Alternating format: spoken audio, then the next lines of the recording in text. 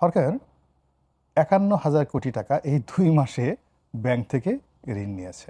সরকার অভিনয় করছে, মনে হয় যেন যে এক একজনের ২০টা-২৫টা করে কার্ড দিয়ে দেবে। হেলথ কার্ড, এডুকেশন কার্ড, নাগরিক কার্ড, এই কার্ডগুলো দিয়ে ফ্যামিলি কার্ড, সার কার্ড, ডিজেল কার্ড, এই কার্ডগুলো নিয়ে আমরা মাথায় করে কোথায় যাব বলেন তো? নারীর যেমন যৌবন না থাকলে, সৌন্দর্য না থাকলে দুনিয়ার কোনো মানুষ তাকে ফিরে তাকায় না, বিগত যৌবনার দিকে ফিরে থাকে না। পুরুষের একই অবস্থা। রাষ্ট্রেরও টাকা থাকতে হবে। আমরা অনেকগুলো রাষ্ট্র, ওমানের মতো একটা ছোট রাষ্ট্রকে আমরা পাতা দিতেছি টাকার জন্য। প্রথম খবর, ১ নম্বর খবর হলো যে সরকার ৫১,০০০ কোটি টাকা এই ২ মাসে ব্যাংক থেকে ঋণ নিয়েছে। আবার বলছি, ২ মাসে ৫১,০০০ কোটি টাকা। এর মধ্যে এই জাস্ট ১ সপ্তাহের মধ্যে ৫,০০০ কোটি, ১০,০০০, ৫,০০০ কোটি টাকা নিয়েছে। আবার ব্যাংকগুলোর লোন না পাওয়ার কারণে তারা বলছে আমরা বন্ড ছেড়ে এই টাকা আনবো। তো সব মিলিয়ে সম্ভবত ৪১ অথবা ৫১,০০০ কোটি টাকা এই ২ মাসে তারা শুধু ব্যাংক থেকে ঋণ নিয়েছে। গেল ১। ২ নম্বর হলো এই যে ভর্তুকি, এই ভর্তুকির জন্য ডিজেল জ্বালানিতে তারা ৫০,০০০ কোটি টাকা এই বিপিসি, বাংলাদেশ পেট্রোলিয়াম কর্পোরেশন, সরকারের কাছে চেয়েছে। এটা গেল লায়াবিলিটি। এখন এই যে বিপিসি চেয়েছে, এটা লোকাল মুদ্রায় তার কাছে টাকা নাই। এই জন্য সে পাগলের মতো টাকা খুঁজছে। যেমন আজকেও প্রধানমন্ত্রী যারা দাতা সংস্থা, তাদের কাছে সে $2 বিলিয়ন ঋণ চেয়েছে। এখন এই $2 বিলিয়ন জন্য কিন্তু আইএমএফের কাছে অনেক আগেই আসার সাথে সাথে সরকার নিবেদন করেছিল। আইএমএফ কিন্তু রেসপন্ড করেনি। এবং আইএমএফ শেখ হাসিনার জমানাতে যে ঋণটা দিয়েছিল বাংলাদেশকে $4.5 বিলিয়ন, সেটার যে শেষ কিস্তিগুলো শেখ হাসিনার পতনের পর একটা কিস্তিও ইউনূসের জমানাতে ছাড় করেনি। এবং এই সরকারের আমলেও এখন পর্যন্ত আইএমএফ একটা কিস্তি ছাড় করেনি। এবং আইএমএফ তার কিস্তি বাংলাদেশের জন্য ছাড় না করা পর্যন্ত এই সরকারের যে গ্রহণযোগ্যতা ফাইন্যান্সিয়াল ইনস্টিটিউশনগুলোর কাছে, আন্তর্জাতিক ট্রেড অ্যান্ড কমার্সের কাছে তার যে ভাবমূর্তি, এটা প্রতিষ্ঠিত হবে না।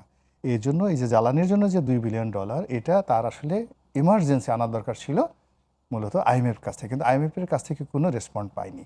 না পেয়ে এখন সে ওয়ার্ল্ড ব্যাংক, এডিবি, জাইকা সবার কাছে সে টাকা চাচ্ছে। কিন্তু এই আজকে কোনো উন্নয়ন সহযোগী এখন পর্যন্ত বলেনি সরকারকে টাকা দেব। তো এই যে অবস্থা, সামনে আসছে বাজেট, জুন মাসে আসতেছে বাজেট। তো এই বাজেটের কাছের সঙ্গে সঙ্গে আপনি চিন্তা করেন যে বাংলাদেশে যে বেসরকারি পাওয়ার প্ল্যান্টগুলো আছে, শেখ হাসিনার জমানাতে তারা প্রায় ৮০,০০০ কোটি টাকা সরকার কাছে পেত। এটা বাড়ছে, কমে নাই।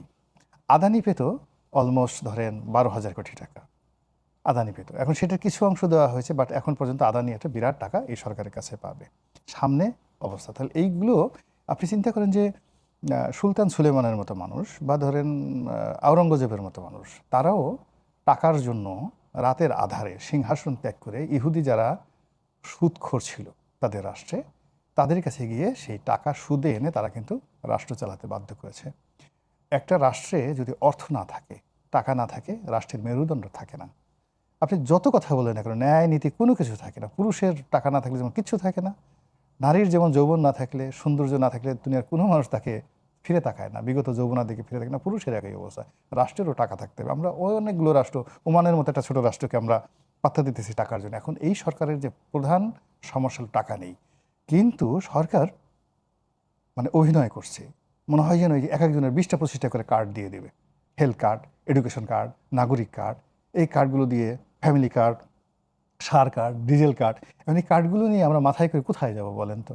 প্রত্যেকটা কার্ডের সাথে তো টাকা পয়সা জড়িত। খাল কাটা হবে, ২০,০০০ কিলোমিটার খাল কাটা হবে, ৫০ কোটি গাছ লাগানো হবে। অথচ আপনি এই যে আমি যে অর্থনৈতিক যে ডাটাগুলো দিলাম, এটার এগেনস্টে বলেন তো একটা সরকার ২ মাসের মাথায় এসে সে এই অর্থনীতির মধ্যে ২০,০০০ কিলোমিটার খাল কিভাবে কাটবে? ফলে কি হলো, আপনার যোগান চাহিদা প্রয়োজনের সঙ্গে সমন্বয় না থাকার কারণে আপনি যদি একেবারে শুরুতে ছিল না, এইভাবে স্টাডি ছিল না। আমি আমি আই ডোন্ট নো, আমি এটা বলতে পারবো না। ফার্স্ট থিং হলো যে তাদের শুরুটা আমার কাছে ভালো লাগেনি। মর্নিং শোজ দ্যাটে যেভাবে তারা শুরু করেছে, এইভাবে কতদূর এগোতে পারে। আমাদের তো দেশ আসলে মিরাকেল, এদেশে অনেক কিছু মিরাকেল ঘটে। তো হয়তো মিরাকেলই অনেক কিছু ঘটে যেতে পারে। If it is not miracle, ভালো যাবে না সরকার।